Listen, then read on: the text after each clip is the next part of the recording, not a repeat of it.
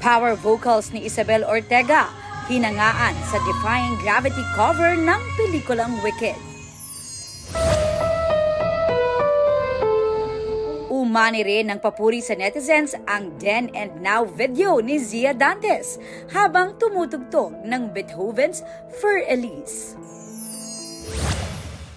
After 18 months, Jin Young ng GOT7 nakalabas na ng military. Naghint ng posibleng comeback ng grupo at kanyang upcoming K-drama. Si J-Hope ng BTS nakade-discharge lang sa military. Enjoy naman sa paglilibot sa Los Angeles sa Amerika. Aubrey Carampel nagbabalita para sa GMA Integrated News.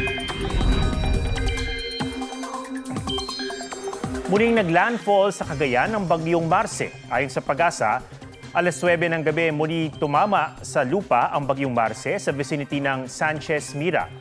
Nauna itong naglandfall sa Santa Ana, Cagayan. Huling namata ng sentro ng bagyo sa vicinity ng Claveria, Cagayan.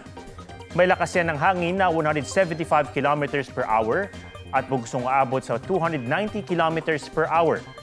Nakataas pa rin ang signal number 4 sa northern portion ng Cagayan, kabilang ang Babuyan Islands, northern portion ng Apayao, northernmost portion ng Abra, Ilocos Norte, northernmost portion ng Ilocos Sur, at signal number 3 naman sa Batanes, rest of Babuyan Islands, rest of Cagayan, rest of Apayao, northern portion ng Kalinga, northern portion ng Abra, at northern portion ng Ilocos Sur. Signal number 2 naman sa nalalabing lugar sa Batanes, northern at central portions ng Isabela, rest of Abra, rest of Kalinga, Mountain Province, northern portion ng Ifugao, northern portion ng Benguet, rest of Ilocos Sur at northern portion ng La Union. At signal number 1 sa rest of La Union, Pangasinan, rest of Ifugao, rest of Benguet, rest of Isabela, Quirino, Nueva Vizcaya, northern and central portions of Aurora, northern portions of Nueva Ecija, at northern portion of Zambales.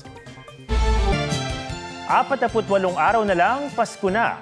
Kung naghahanap ng pasyalan para sa inyong family o barkada bonding, may pasyalan sa Marikina na may mga rides at bazaar. Silipin yan sa live report ni Jamie Santos. Jamie?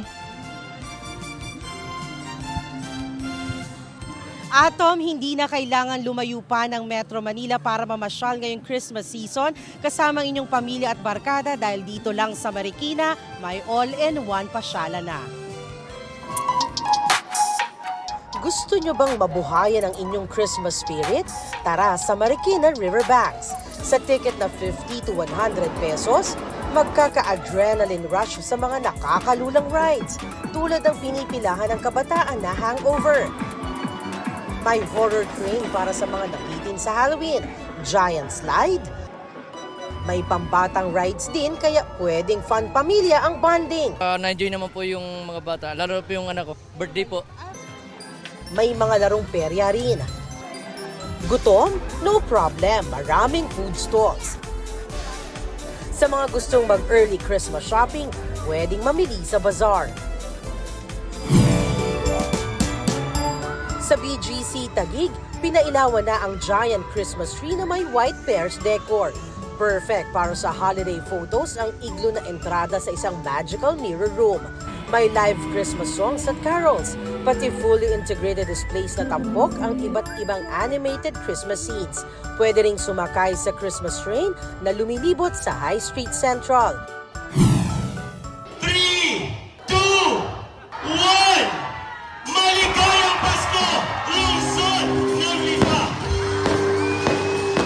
Paskong Pasko na rin sa Lipa, Batangas ngayong pinailawan na ang higanteng Christmas tree sa Plaza de Independencia. Atom, balik tayo dito sa Marikina. Pwedeng simulan ang pamamasyal dito mula 4 p.m. hanggang alas 12 ng hating gabi, Lunes hanggang Sabado, pero pagdating ng Linggo hanggang alas 11 lamang sila ng gabi. At yan ang latest mula rito sa Marikina. Balik sa iyo, Atom. Maraming salamat, Jamie Santos.